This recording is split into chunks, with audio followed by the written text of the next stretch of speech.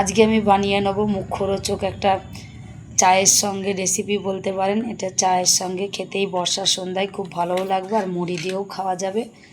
ডালের বড়া কিংবা ডালের ফুরুলি, সবাই অন্য রকম নামেও এগুলোকে বলতে পারে, কিন্তু আমরা ডালের ফুরুলি বলেই চিনি।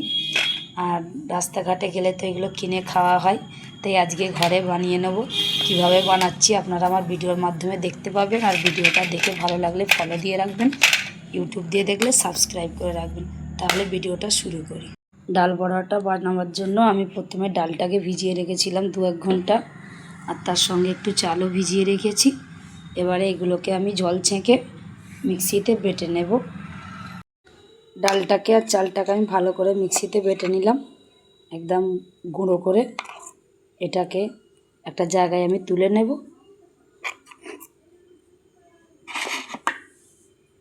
ডালটা চালটা আমি বেটে নিয়েছি মিক্সিতে।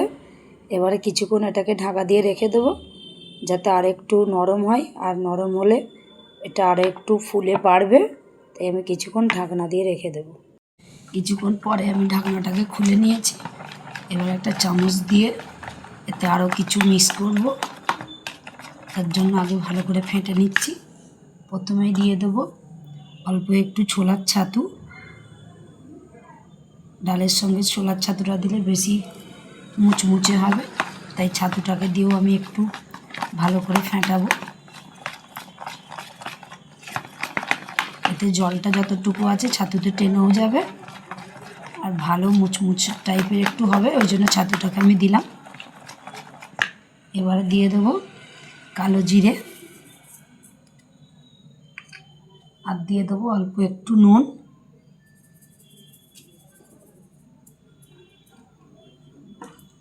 আর দিয়ে দেবো অল্প একটু হলুদ।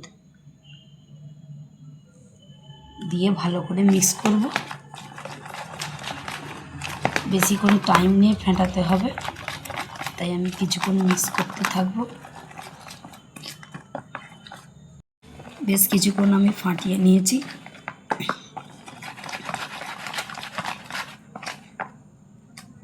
এরকম টেক্সচারটা হয়েছে, খুব একটা পাতলাও নয় আর খুব একটা ঘনও নয়। এরকমভাবে আমি এটা ফেটে নিলাম। যত বেশি ফাটা হবে তত ভালো মুচমুচে হবে, তাই বেশিক্ষণ ধরে ফাটাই ভালো। আমি 10-15 মিনিটের মতো ফাটিয়ে নিলাম। ভাজার জন্য আমি কড়াইয়ে তেল দিয়ে দিয়েছি। তেলটা খুব ভালো করে গরম হয়ে গেছে। এবারে একে একে দিয়ে নেব।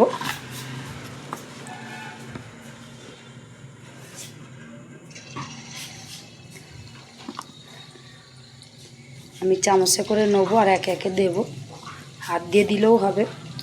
আমি কিন্তু চামচে করে নিয়ে একটু একটু করে দিচ্ছি। এরকম করে সব দিয়ে নেব। আমি সব দিয়ে নিয়েছি, আর গ্যাসটাকে একটু আস্তে রেখেছি, আস্তে আস্তে ভেজে নেব। এক পিঠ উল্টে দেব।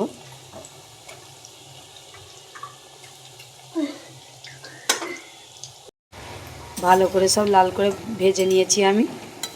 একদম একটা আওয়াজ হচ্ছে, মুচমুচে টাইপের হয়ে গেছে। এবারে একে একে সব তুলে নেব। ডালের বড়াটা হয়ে গেছে। মুসুর ডাল, চাল, ছাতু দিয়ে যেটা বানালাম, দেখতেই তো পেলেন। খুব মুচমুচে একটা নাস্তা বলতে পারেন, চায়ের সঙ্গে খেতে খুব ভালো লাগবে। তাই আমি আজকে এই বর্ষার সন্ধ্যায় বানিয়ে নিলাম। আপনারাও বানিয়ে খেতে পারেন। আর দেখে ভালো লাগলে ফলো দিয়ে রাখবেন, ইউটিউব দিয়ে দেখলে সাবস্ক্রাইব করে রাখবেন। ভালো থাকবেন।